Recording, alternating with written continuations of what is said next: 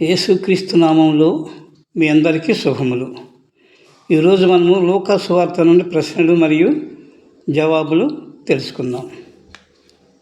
1.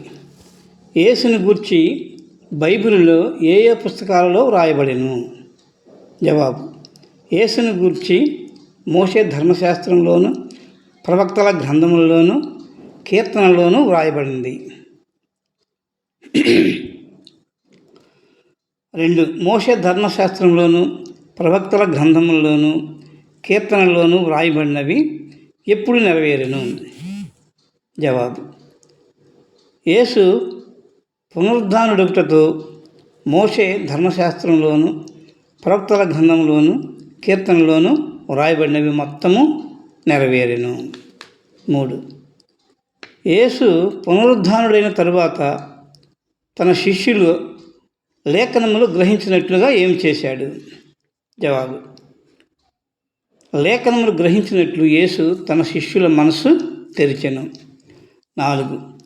యేసు తన శిష్యుల మనసు తెరిచి ఏం చెప్పాడు?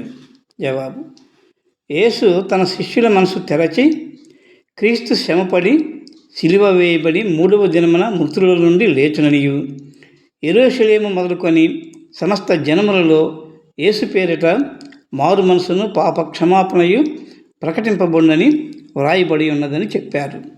5. తండ్రి వాగ్దానం చేసినది యేసు ఎవరి మీదకి పంపుచున్నాను అన్నాడు? జవాబు: తండ్రి వాగ్దానం చేసినది యేసు తన శిష్యుల మీదకి పంపుచున్నానని చెప్పారు. 6. యెరూషలేము పట్టణంలో ఎప్పటి వరకు నిలిచి ఉండమని యేసు తన శిష్యులతో చెప్పారు?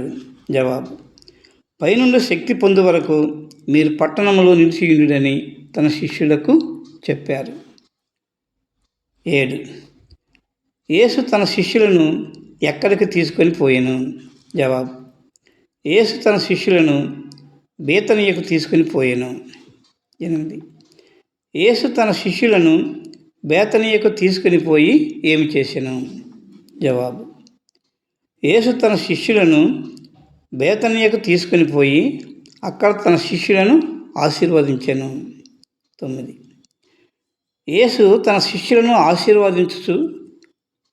ఆశీర్వదించుచుండగా ఏమి జరిగెను? జవాబు: యేసు తన శిష్యులను ఆశీర్వదించుచుండగా తన శిష్యుల నుండి యేసు ప్రత్యేకింపబడి పరలోకమునకు ఆరోహణమాయెను.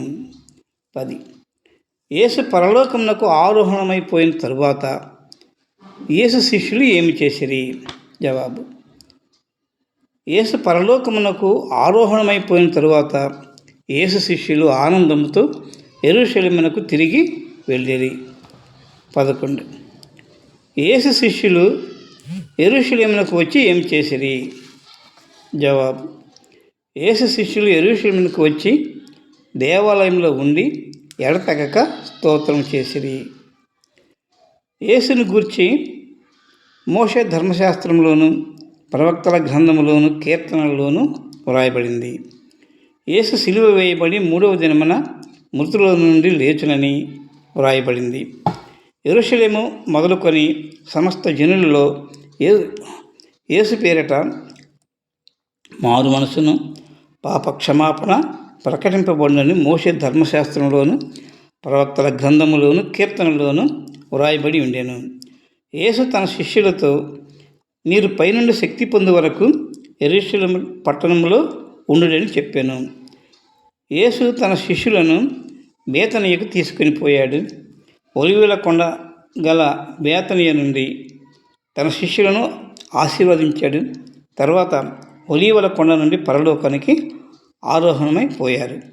యేసు శిష్యులు యేసుకు నమస్కారం చేసి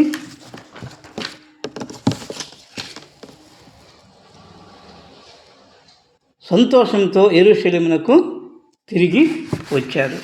దేవాలయంలో ఎడతెగక దేవుని ప్రార్థిస్తూ ఉన్నారు. Thank you.